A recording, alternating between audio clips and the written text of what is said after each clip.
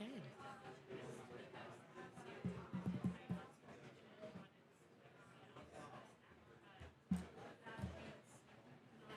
Should we start?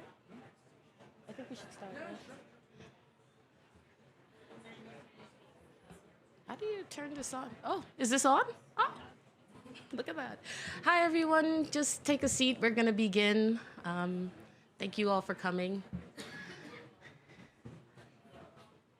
So, ladies and gentlemen, welcome and thank you. The UN Foundation and the University College of London are pleased to have you here today to explore the meaning of a just and equitable transition for the maritime sector. Some may ask, why are we talking about shipping at COP? However, it's important to note that if shipping were a country, it would be the eighth largest emitter by emissions.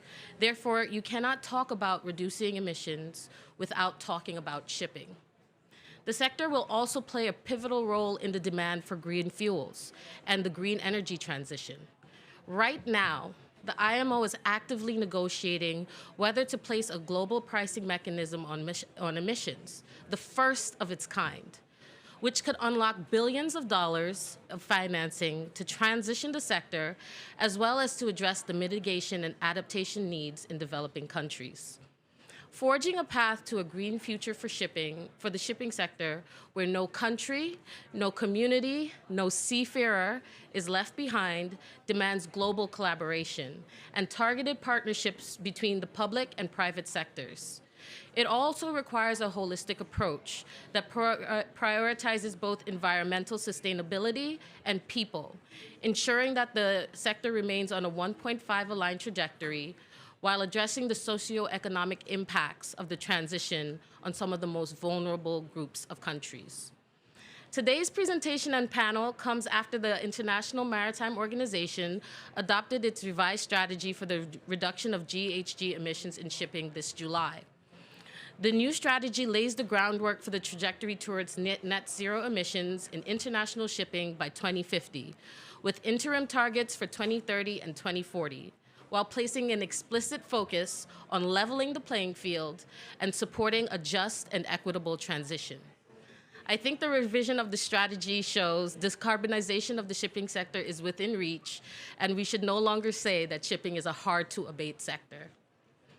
I must emphasize the importance of a group of small island Pacific states led by our keynote speaker, Ambassador Albin Ishota of the Republic of the Marshall Islands, in pursuing ambitious targets in the revision and ensuring that an emphasis on a just and equitable transition remained pivotal to the strategy, especially as the IMO goes into phase 2 of the negotiations on binding regulations on a fuel standard and a pricing mechanism on emissions.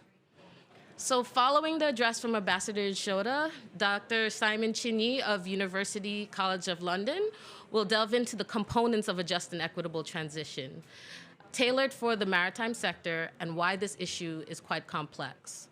Our panel, moderated by Dr. Jean-Yves Remy, and made up of representatives from both the public and private sector, will explore opportunities to overcome challenges in transitioning the sector and what is important in ensuring the transition addresses the needs of countries, companies, and people. Decarbonizing the maritime sector is important for us to keep 1.5 in reach, and I'm pleased to have this conversation here at COP28. Through these discussions and dialogues, we hope to pave a way for the maritime industry that leads the charge towards a greener, fairer world. Thank you, and with that, I would like to turn it over to Ambassador Ishota, Special Envoy for the Decarbonization of Maritime Shipping for the Republic of the Marshall Islands. Thank you.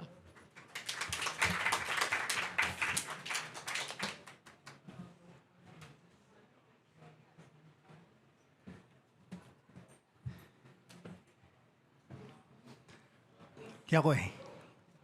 Good. It's a manageable audience. I was a bit nervous coming here.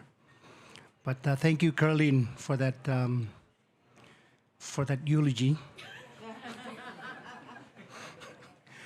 Thank you for the introduction. I was speaking last night too in an event, and someone rightly said that shipping touches each and every one of us. whether you're a seaman or a consumer or all along the supply chain, shipping has an impact on our lives.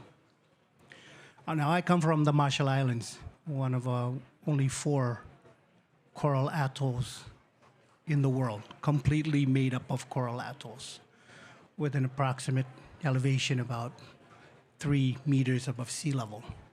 So you can understand why shipping is such an important subject for the people and the government of the Marshall Islands.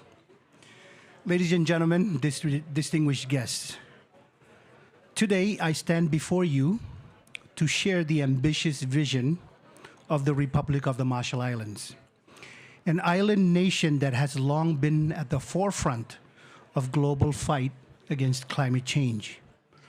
Our ambition is clear: to achieve the 1.5 degrees Celsius agenda, and in doing so, protect our fragile environment, our culture, and our very way of life. The Marshall Islands is acutely aware of the existential threat that climate change poses to our existence. Rising sea levels, more intense storms, and changing weather patterns are not abstract concepts for us. They are our daily reality. We have witnessed the encroachment of the ocean on our shores, and we have felt the devastating impact of climate-related disasters. We are a small island developing state, and we have no choice but to be at the forefront of this battle. Our commitment to 1.5 Celsius target is unwavering. We understand that limiting global warming to this level is not just a matter of policy, it is a matter of survival. To achieve this goal, we have put forward bold initiatives: the universal mandatory GHG levy for international shipping. This levy is our contribution to the global effort to reduce greenhouse gas emissions and transition to a more sustainable future. Yet, setting our emissions reduction ambition alone is not enough. We must undertake this transition in a profoundly unequal world. We must therefore also be ambitious in our commitment to equity and to ensuring that the profound transformations we are undertaking reverses and not entrenches the current gaps between the developed and developing world. What sets our approach apart is our unwavering commitment to an equitable transition. We understand that the burden of addressing the climate change should not fall disproportionately on those who have contributed the least to the problem. Our levy is designed to be equitable, ensuring that the responsibility for addressing climate change is shared by all, with the heaviest burdens carried by those who can most afford it.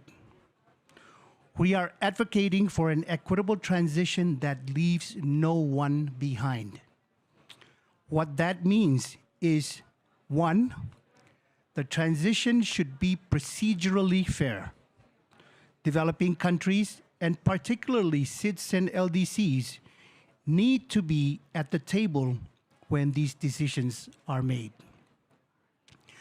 2, the transition should be equitable in terms of maritime mitigation.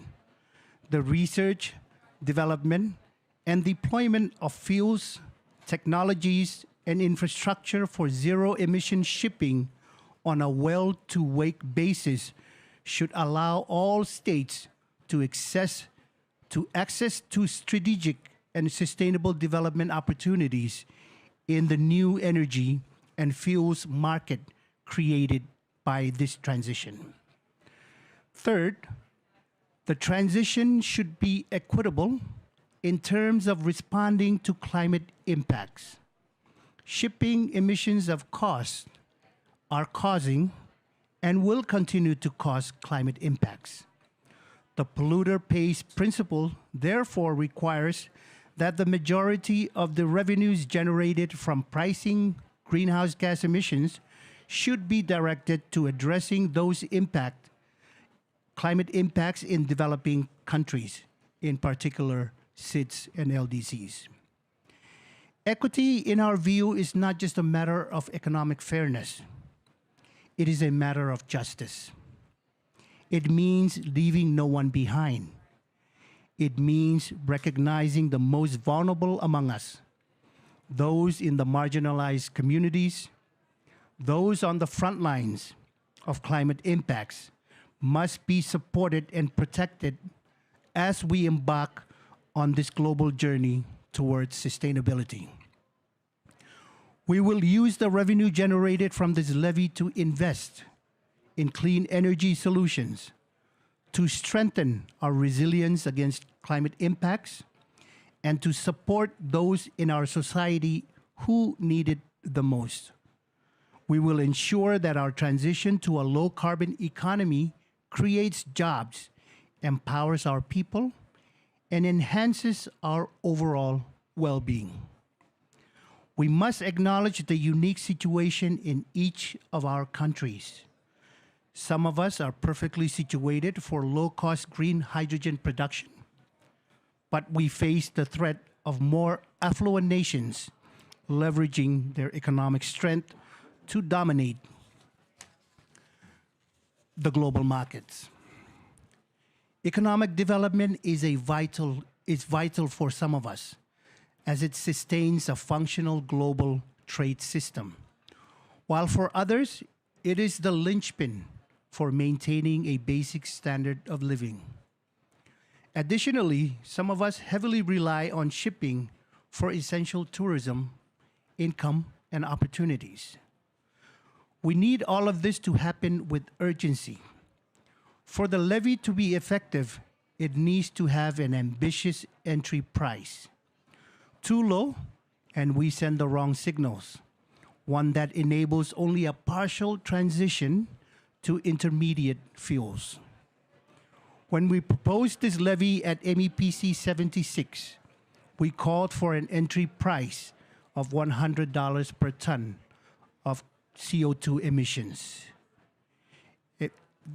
And we had expected that to be operationalized by 2025.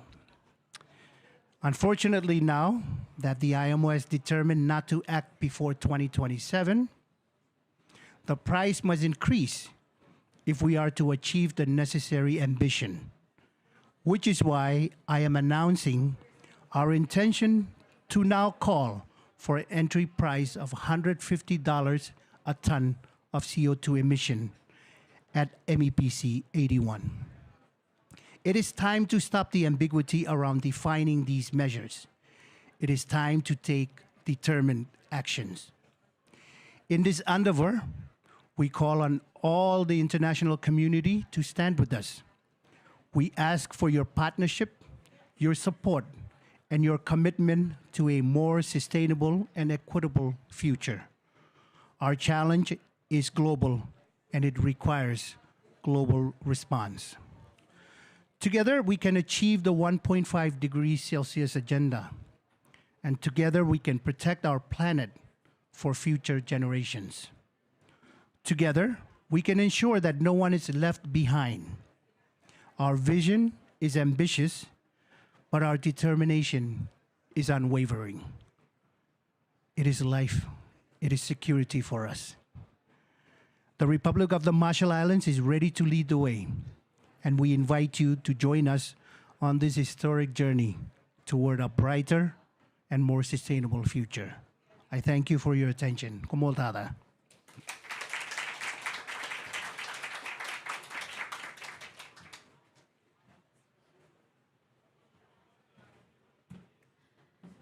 Thank you for that warm and heartfelt speech, Ambassador Shota. And with that, I want to turn it over to Dr. Simon Chinyi to talk about the details on just and equitable transition.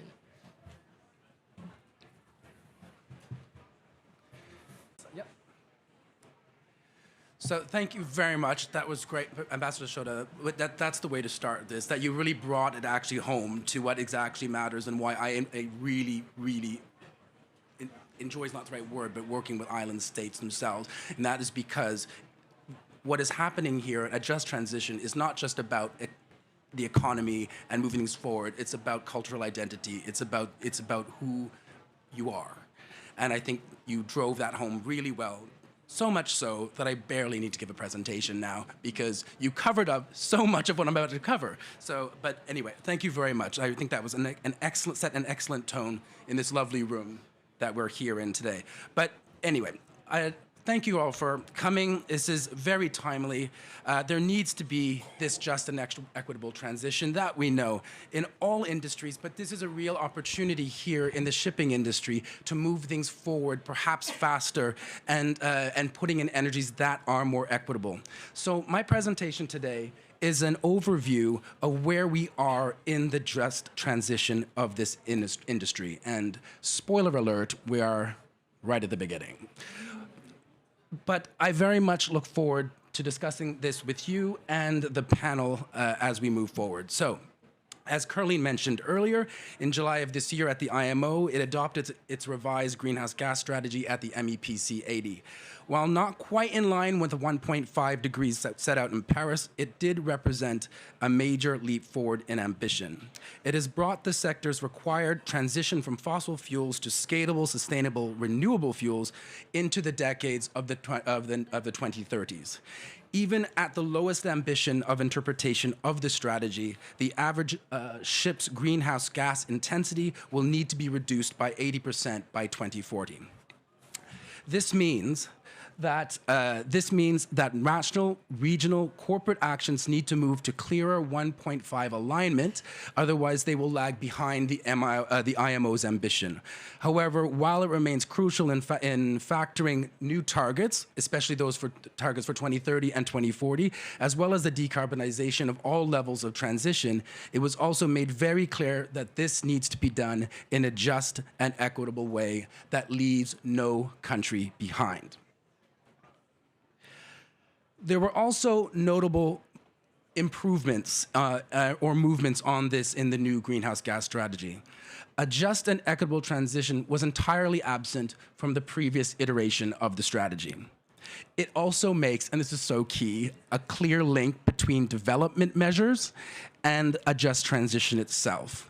We have to quite understand that whenever you're working with what we're working with when we're looking for, especially at lower developing countries, least developing countries, or SIDS, is that the maritime sector is so key for their economies that it's not about greening and just transitioning to a decarbonized maritime sector. That's great, that's the goal. But it's actually about looking at the economy and building that shipping sector whilst doing that same thing. So there is, that's the other part here, is that there needs to be a focus on SIDS, on LDC, so they can transition and how those impacts can be mitigated. And then it also suggests that how revenues from GHG pricing are delivered should not necessarily be evenly distributed between all countries. Perhaps a levy is something that I will mention later on, but you've covered it so well that I barely need to mention that. But there should be that investment to facilitate access to new opportunities. So we're always talking about, oh, okay, we're moving to a green economy. These are new opportunities for development for these countries. Okay, fine, where are they? Where are the investments for these opportunities? So this is all good news. But all of this good news will be entirely dependent on how the sector and countries react to the strategy itself. So how is industry going to react to national or international policy? Will they comply, or will they act on policies made? I mean, the talks here at COP28, they're wonderful. We're hearing all about this good stuff, about the importance of these policies. It's great that the IMO has this new GHG strategy, but we need it to be implemented. Which brings on international investment. Again, great, finance, but the finance for these countries to access these great opportunities has to come from somewhere. Who's going to foot the bill? Okay, and actually, I'll move forward because I know I want to move to the panel, and I'm going to run out of time on this. So a just and equitable transition requires requires a people-centered, human rights-based approach. As someone who's been working with climate justice for over a decade now in these various spaces, it can seem really tired sometimes to see all this talk of justice. Where is the action required? We've been talking about environmental justice, then climate justice, and now we're in a just transition. Okay, these are all really important, but the reason we keep renaming it or moving it to these different sectors is because justice has simply not been done. So, and I know I don't have to go into telling the room that there are global inequities in this world that we know of, but the shipping industry is fundamental to the global economy. The shipping industry is not only a driver of the globalized economy itself, but transports 80% of global trade. And all countries over the world rely on it to deliver essential goods, foods, energies. But the sector also burns 300 million tons of fossil fuels per year. That's 1 billion tons of CO2 emissions. So the sector needs whole-scale transition to new, scalable, zero-emission fuels and technologies.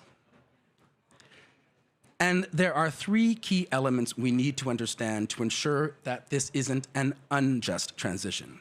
First is historically unequal contributions to the climate crisis. A lot of these countries, the non-industrialized countries, they're not historically responsible for the state of the world. Again, how many times have we heard this over the how many COPs we've been to now? This concept of common but differentiated responsibility started 30 years ago, right?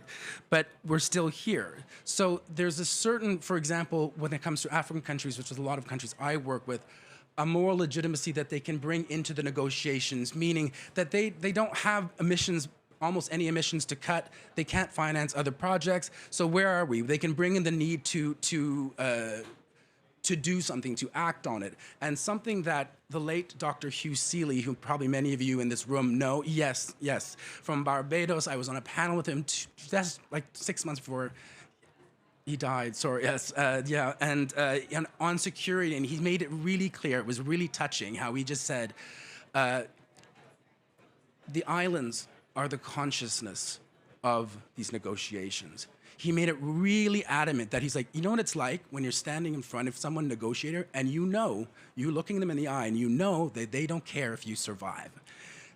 They just care about their economy. He's like, that's what it's like. And that's the reality for a lot of these states in these negotiations. So there are lots of things to do and lots of things to move forward. And I think I've moved a little bit too far ahead. But anyway, good, because I'm running out of time. Anyway, okay, so we have that. So, okay, let's move here. So what can we do to ensure a just transition? So as you said these very words, it needs to be procedurally fair and environmentally effective. So that means it needs to be socially just. This includes all of these aspects. It includes gender, it includes community, it includes all of these things. And that includes seafarers like Mao, who you're going to hear from later, and port workers and everyone along the value chains of this.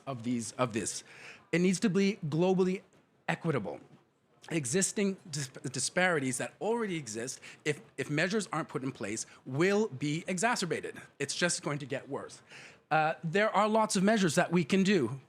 I've gotten the last one. The polluter pays levy that the Solomon Islands and the Marshall Islands have put forward at MEPC 76. Yeah, that is a way that we can look at how the distribution of equitable funds can be used in a just transition. And then finally, it needs to be technologically inclusive. Sharing technology and know, I hate to keep saying this, but we keep hearing this. African countries have been asking for these technologies to fight climate change forever. And this still needs to be done. But in the shipping industry, we do have this opportunity now. We're developing lots of new, green, exciting, innovative actions on the continent of Africa, in the island states themselves. A collaborative effort needs to be done here. So I'm out of time. I know I'm out of time. There's lots of work that we do at UCL. Please do come up to us afterwards, and I'll happily speak to a lot of the work that we are doing in the African countries, in the Caribbean, or trying to start in the Caribbean. I know who's in the room here, and also with the Pacific Island states. But I'll leave it with that. Thank you very much. Oh, yeah. And if I could invite our moderator up here. Jean-Yves Remy is our wonderful moderator for our panel session. So Jean-Yves, if you want to, no, thank you. Do you want to? No. You gotta have a seat. You have a microphone for you there, and you have a list of the speakers.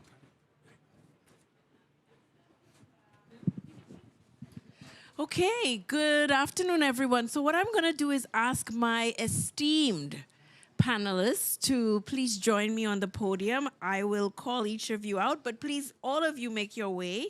I think we are going to ask Ambassador. Will you be able to join us on the panel? So I'm going to ask Ambassador Ishoro to join us, and he's already been introduced. He's the Special Presidential Envoy for Decarbonization of Shipping in the Marshall Islands. I will also ask Mr. James Minyope, the Advisor of Hydrogen Commissioner in Namibia. I will also ask Mr. Now if I'm butchering your names, I'm so sorry. Mr. Mao Tse Biotas, and he is the Amosup Youth Representative at the Seamen's Training Center in the Philippines. And I will ask Meg Gentle, who is the Executive Director of HIF Global. And last but by no means least, Ms. Raquel Moses, the CEO of Caribbean Climate Smart Accelerators. So, welcome. We have a really full, I know, extremely representative panel here.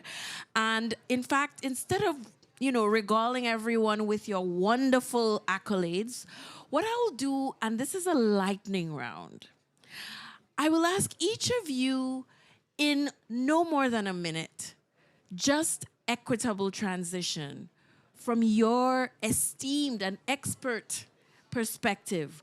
What does that translate into? And folks, based on how they answer that question, I'm sure you'll know from which part of this discussion they emanate. So whether it's business, workers, energy transition, diplomatic, etc. So I'm going to literally go this way. Ladies first. Please, Raquel, you go first. No problem, and thank you so much, and really nice to see all of you. So from our perspective, it is about the energy transition, right? And we have over 25 gigawatts of new renewables that our region in the Caribbean can produce, and we can use that because it's more than we need to serve our internal demand for energy. So we would need to convert the rest of that, even to explore all of it, into something that we can use and introduce green hydrogen. It's an opportunity for us. But even the way that that new market is being rolled out, it is not being rolled out in a just and equitable fashion. They created the the clean energy marine hubs. And outside of Panama, there are no either Global South or, well, there are some Global South because Brazil's on it, but Brazil is huge. There are no SIDS on it. And so we don't get into the right rooms that will allow us to participate in the new economy. So then we end up having the same situation that we have now, where we didn't contribute to this problem, but somehow we're being excluded from the economy that is being created to solve it. And that is the perpetuating the problem that we're in. Wonderful way to open. You are here. You are in the room now, Caribbean Sid. So really happy to have you. Please, it's Meg. Yeah. Meg Gentle. Thank you. Just an equitable shipping. Yes, I'm with a company called HIF Global, and we produce e-fuels. E-fuels are synthetic fuels that are made from green hydrogen and recycled CO2. And so what we are trying to do, two main things on just an equitable transition. One is we are making fuels that can be used by existing infrastructure, so they don't have to go into new things that can only be afforded by certain countries. They can be used everywhere in the world by existing infrastructure. And then second, we're trying to build projects, and we have a producing project in southern Chile today.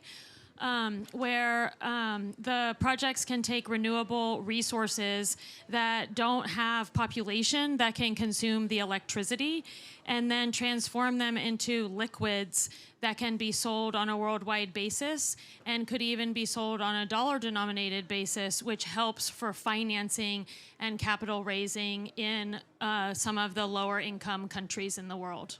Excellent. So this is obviously business, business representative, but business thinking really concretely about the needs of the developing world. Mao.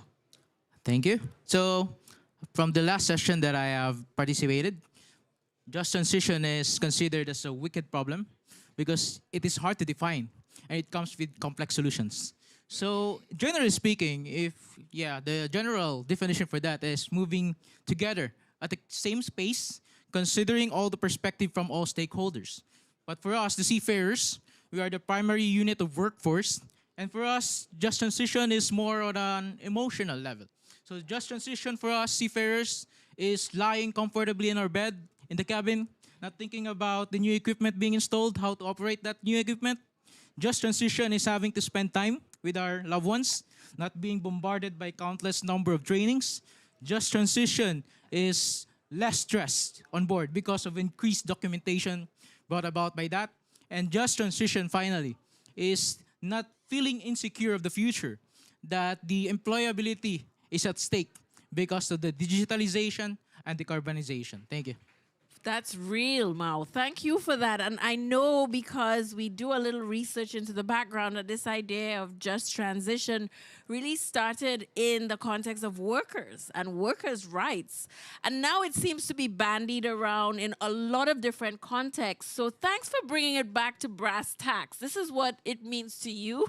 This is what it means to the worker, is to be comfortable in the environment and the sector we're moving into. Perfect.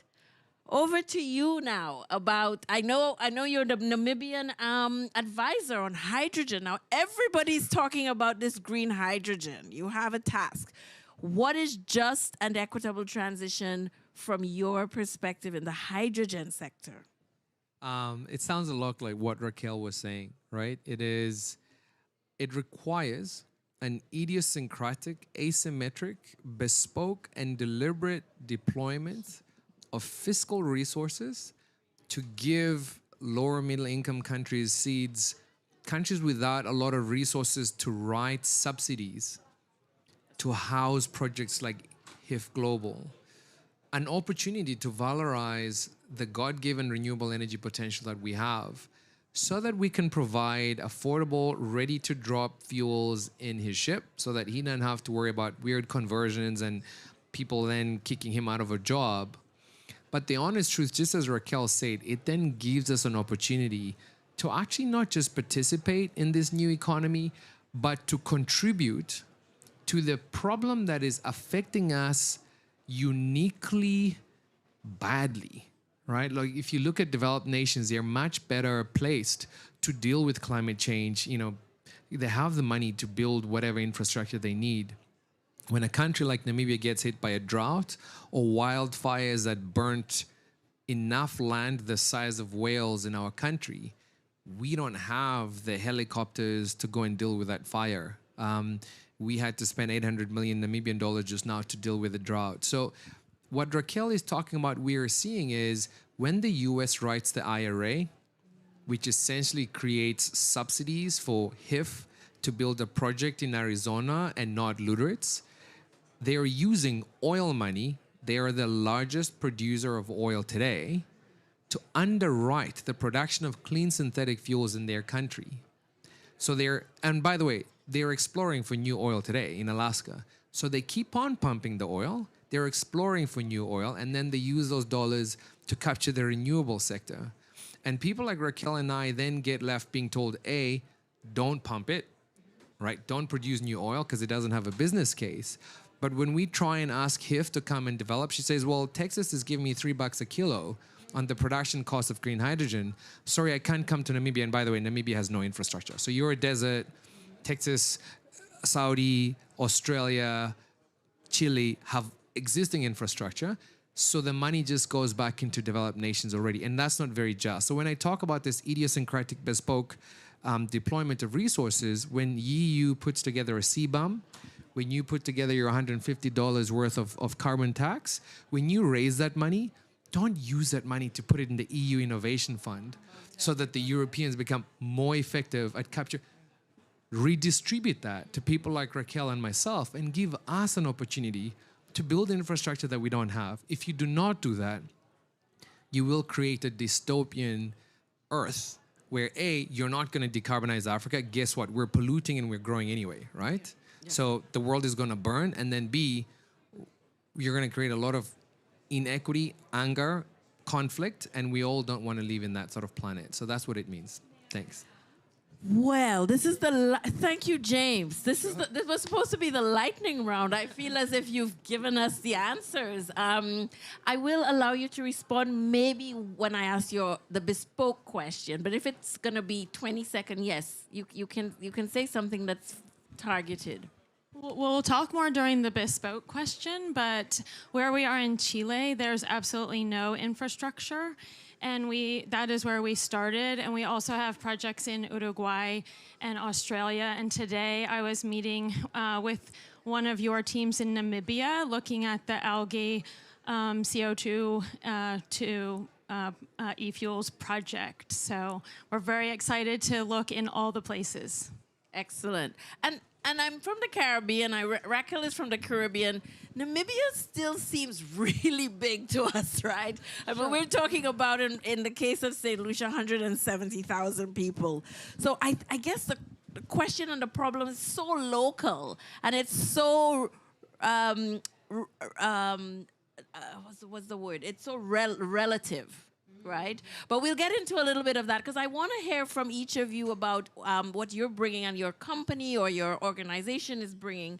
Ambassador, we heard your view on the just transition, so I'm going to actually use the opportunity to pivot to the more specific question.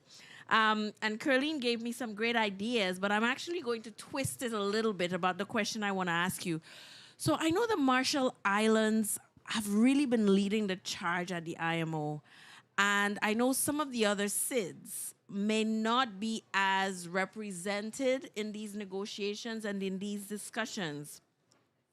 So the question I have for you is, can you touch on what very concrete ways that the Marshall Islands is driving the agenda at the IMO, and how can we get more SIDS and more LDCs to join you in your task? Thank you. A very, very good question.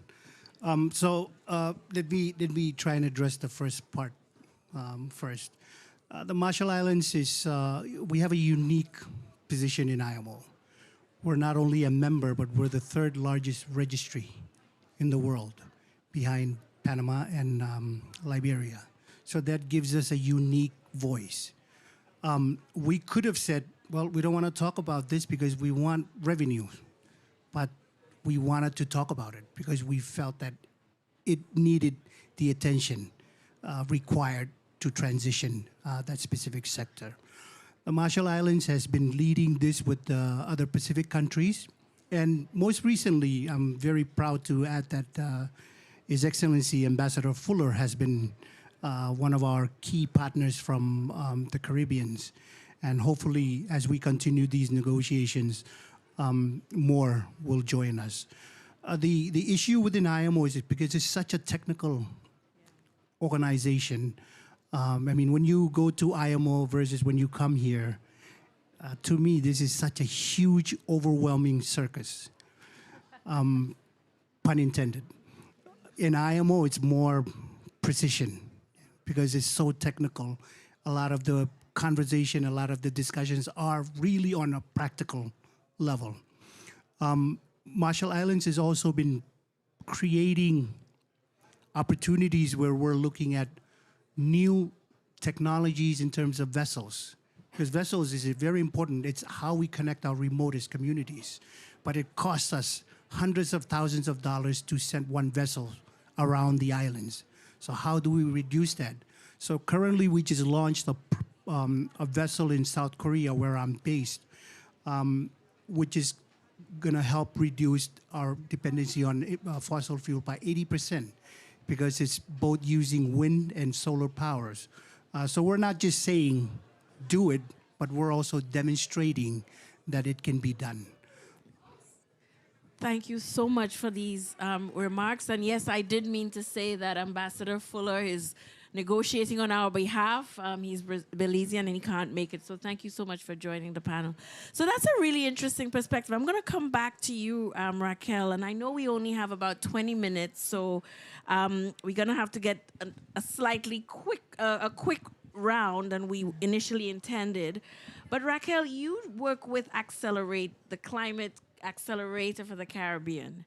And one of the things that I think is so important are the partnerships and collaborations that we need to forge between the public, private, multilateral institutions to drive the adoption of these cleaner technologies. And thinking even just about the finance and the investment, how do you accelerate using your hubs, using your labs? What are the best practices for bringing all these disparate entities together to drive the new greener fuels that we need in the Caribbean? That's an excellent question, and I want to start. Thank you so much, my good friend James. Listen, you're preaching to the choir. I just wanted to jump up and say hallelujah, because that's exactly that is the story, right? You know, we are working really hard on bringing the region together, on collaborating between public and private sector. The vision that we have for our region is to connect the entire region via undersea cable for the production and export of green hydrogen. But your point is valid, and I'll tell you a story, a quick story about the IRA. We have a vision of manufacturing solar panels. The Inflation Reduction Act in the U.S., which is, you know, providing subsidies to U.S. companies for the development of their renewable energy resources. So we had this vision for our region to manufacture solar panels. And what we thought we would start with is assembling these panels. So we found a private sector company that wanted to invest, the government prepared the project, and we were ready to go. And what we needed was a developer with experience in manufacturing solar to come to the table. We found one, we were in negotiation, and then the IRA hit. And they were like, oh, we would love to come do this in your country, but you're going to have to wait till 2027 because the demand in the U.S. is so huge. And I appreciate that the IRA was done for all of the right reasons, but it's a vacuum that's sucking out the potential of our ability to develop. And I'll tell you one more. While I don't even think that we need the subsidies, what we need are the offtake agreements, because the offtake agreements will allow us to use our own liquidity, our own banks to fund the agreements, but we are not getting the offtake agreements. And even the consortiums to come up with the offtake agreements are being organized outside of our reach. And so we are being continuously pushed out of the middle and not able to access this market. And I love what you're doing, but even still, in the development of those projects, what is likely to happen is that the profit from those projects are extracted. And what we have to do in this just and equitable transition is look at the models that we have used that have got us to where we are and find a new model, because we will continue to repeat the sins that have gotten us in this situation. Preach, sister, right? Absolutely. So, Meg, I had a question for you that was prepared to kind of come up with innovative strategies or tell us about your innovative business practice. I feel like in the first round you explained what these are. Respond to Raquel. Tell us how we redo business. Tell us how your business can be redone so that it's, you know, you meet your end of year targets, but you're also doing the right thing by developing countries as well. I think it's perfect that Raquel was addressing offtake agreements, because we have the same challenge. We have to have long-term offtake agreements, 15 to 20 years, that will support the financing. And that's true wherever the project is.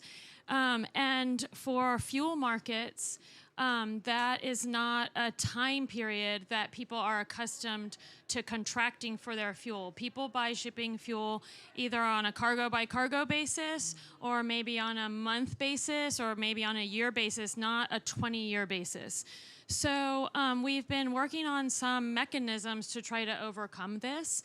And we can use the example of the aviation market, where regulation is coming through requiring these decarbonized fuels, and this sends a clear, stable, demand message that then enables companies to contract on this long-term basis.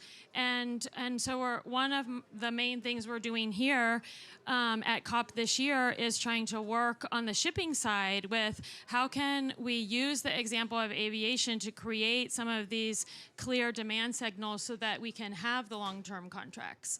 And maybe one more story I'll tell, and this is another example. So one thing that we're doing on our next expansion in Chile is that a portion of it will be exported and a portion of it will be used in Chile. And that's for the, that won't be shipping fuel, it will be gasoline. But the fuel distributor there and NAP will purchase some of the gasoline and distribute the cost of the green fuel over all of the gasoline that they distribute in Chile. So it's only, a 1 or 2 cent increase in the cost of the gasoline, for everyone.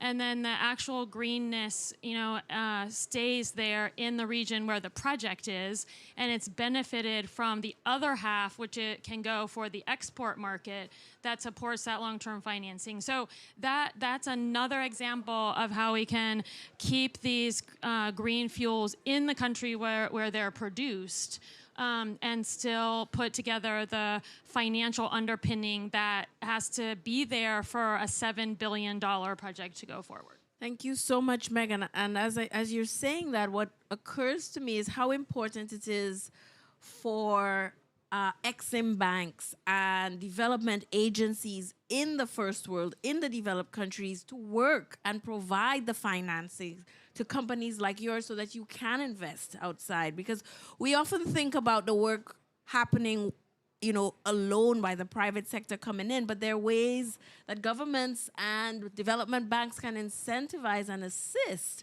companies like yours, private companies, so that they can underwrite some of their costs and go into the developing world. Thanks for that. I'm putting you on notice, James, that we're talking a lot about the technology here, about, oh no, you're gonna come after Mao, but I'm putting you on notice and I'm gonna ask you a little bit just to deconstruct for us what we mean by hydrogen, green hydrogen, and all of these things. Like, what is in the engineering and in the science behind it? But before we go to you, Mao, so you are dreaming about this world where you don't have to worry about the future of seafarers and the people you represent. But I wonder, in today's world, what are the sorts of training, what are the sorts of activities and formative opportunities that your sector is actually preparing the workforce for, that you think is going to be absolutely key for taking advantage of and thriving in the green energy shipping sector? Yeah, it's quite amazing on the developments that was shared with my fellow panelists here.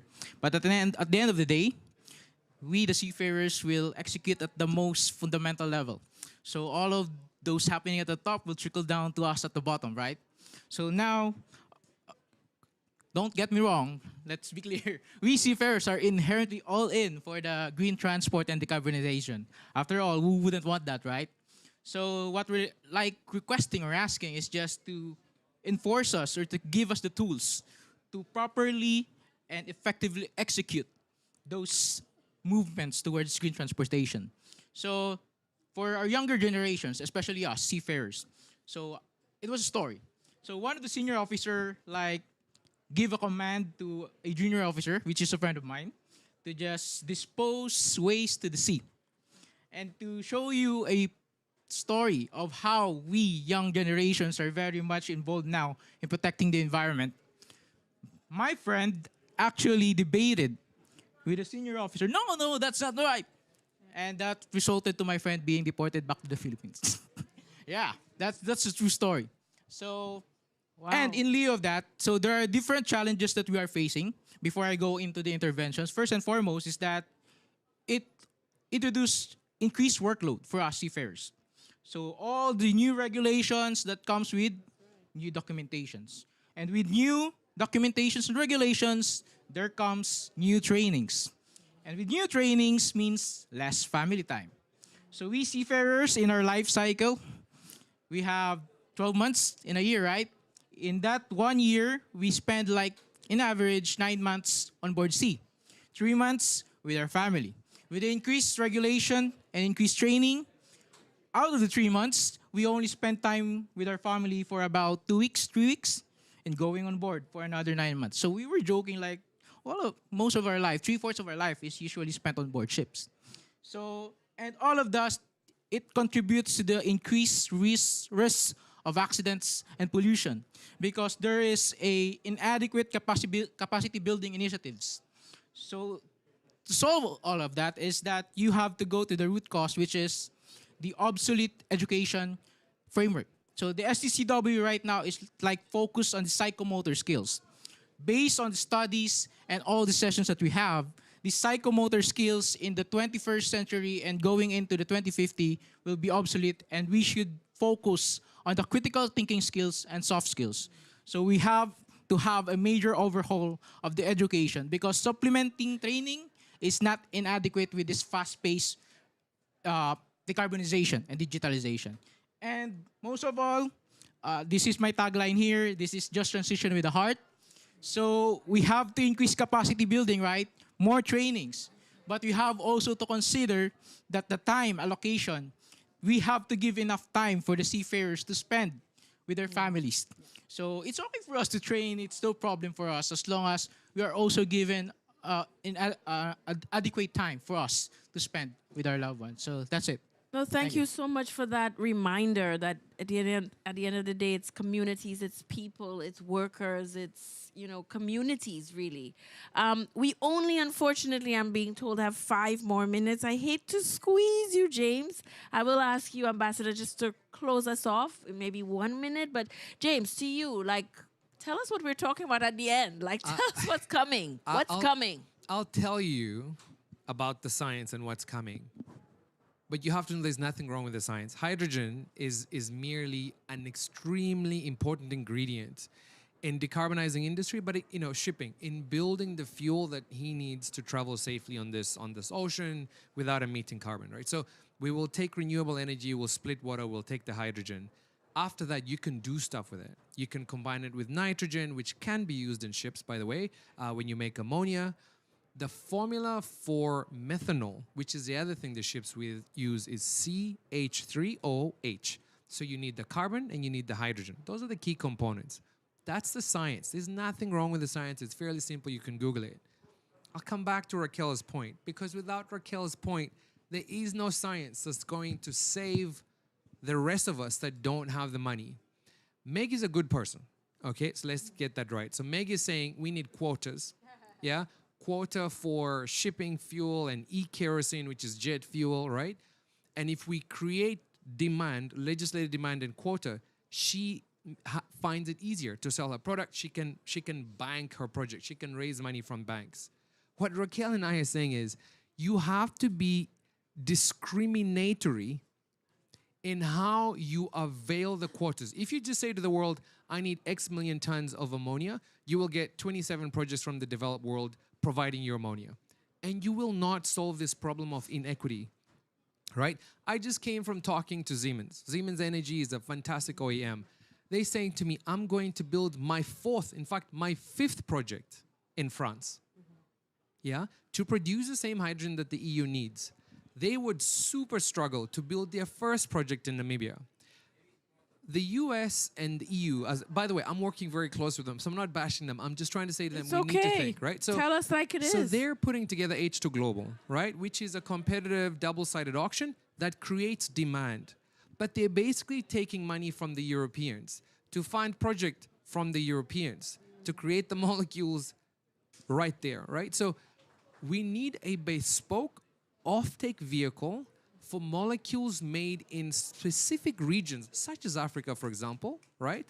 That are targeting offtake from these regions that need the development, right? So it is to say, hey, I'm raising all this money with CBAMs, all this money with taxes, or any other money. This 100 billion they promise us. Don't give me the money. Give me this offtake. Say that I will set aside a 2010 $8 billion program that will offtake the molecules from SIDS, from Namibia, because I can tell you exactly what Raquel said is happening in Namibia. The guys wanted to come and build an electrolyzer manufacturing facility, solar, and they all went to Arizona, they all went to Spain, they all went to Italy, right? So that is at the core of a just energy transition. Absolutely. No, absolutely. I couldn't have said it. I feel like we need to have a discussion when this ends. Ambassador, we literally have 4 minutes. Caroline is saying, is there one question from the floor or a comment? I'll ask Ambassador to close it off, and then we'll continue talking after, unless there's a 10-second soundbite any of my panelists would like to make. But first of all, any questions or comments from the floor? Feel that such a rich discussion, you may want to join in. No? No? Trevor, please. I had a question.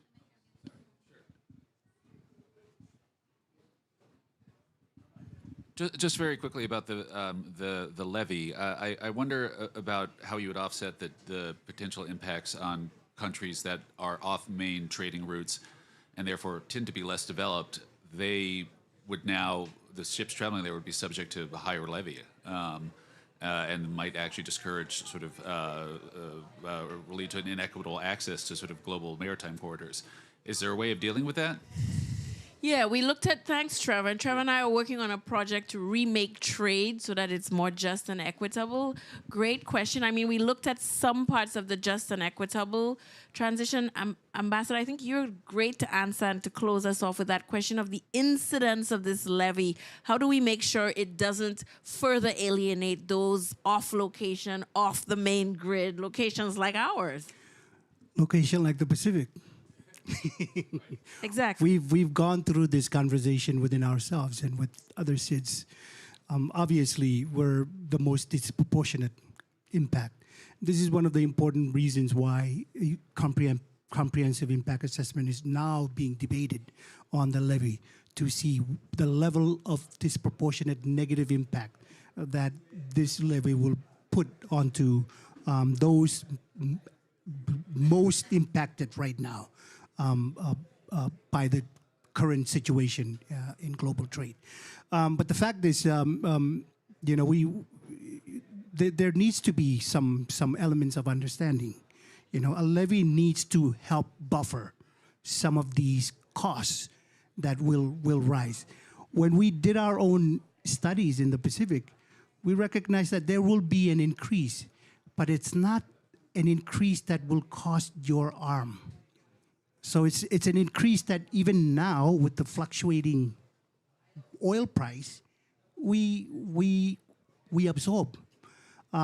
So I'll just say that, and we can have further conversation around that after this. But just to close off, this is why we are fighting so hard for a levy, because two parts of that levy that I discussed quite generally there. One is for the internal transition of the sector. What that means is new ships, new fuels. I honestly believe that the Global South is the region that will unlock the potential of renewable energy. It's at the Global South. If you're talking hydrogen, if you're talking solar, if you're talking about other new renewable emerging technologies, it's there at the Global South.